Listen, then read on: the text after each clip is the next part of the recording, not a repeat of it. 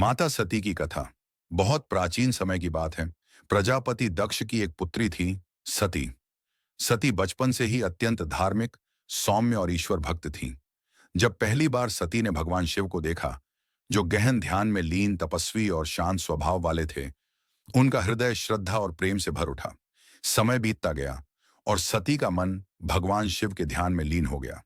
सती ने निश्चय किया, शिव ही मेरे पति बनेंगे, चाहे संसार इसके विरुद्ध ही क्यों ना हो। परंतु जब यह बात उनके पिता दक्ष प्रजापति को पता चली, तो वे क्रोधित हो उठे। उन्हें यह स्वीकार नहीं था कि उनकी पुत्री एक योगी, एक सन्यासी से विवाह करे। किंतु सती ने अपने प्रेम और श्रद्धा पर दृढ़ रहते हुए भगवान शिव से विवाह कर लिया। कुछ समय बाद दक्ष ने एक महायज्ञ का आयोजन किया। यज्ञ में सभी देवताओं को बुलाया गया, पर शिव और सती को आमंत्रण नहीं दिया गया। जब सती को यह ज्ञात हुआ, तो उन्होंने कहा, चाहे आमंत्रण न मिला हो, पर मैं अपने पिता के यज्ञ में अवश्य जाऊंगी। सती जब यज्ञ स्थल पहुंची, तो वहां उनके पिता ने शिव का उपहास और अपमान किया। उन्होंने शिव के तपस्वी रूप पर ताने कसे और सबके सामने उनका मजाक उड़ाया। सती का हृदय टूट गया, आंखों से आंसू बहने लगे। उन्होंने कहा, जिस पिता ने मेरे आराध्य का अपमान किया, मैं ऐसे पिता की पुत्री नहीं रह सकती।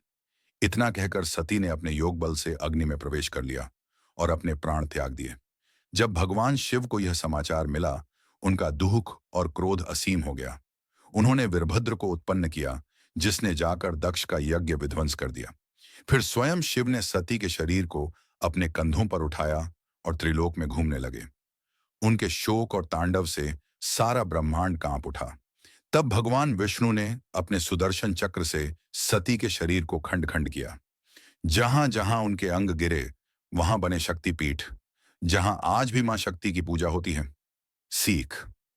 सती माता की कथा हमें यह सिखाती है कि सच्चा प्रेम और आत्मसम्मान कभी समझौता नहीं करते। भक्ति, निष्ठा और आदर, यही जीवन का सबसे बड़ा बल है। मां सती का त्याग हमें यह याद दिलाता है कि स्त्री की मर्यादा और श्रद्धा ही उसकी सच्ची शक्ति है। अगर आपको यह पावन कथा पसंद आई हो, तो इसे लाइक करें, शेयर करें और हमारे चैनल को सब्सक्राइब करना ना भूलें, ताकि आप तक हर दिन पहुंचे ऐसी ही भावनाओं से भरी देवकथाएं और प्रेरक कहानियां।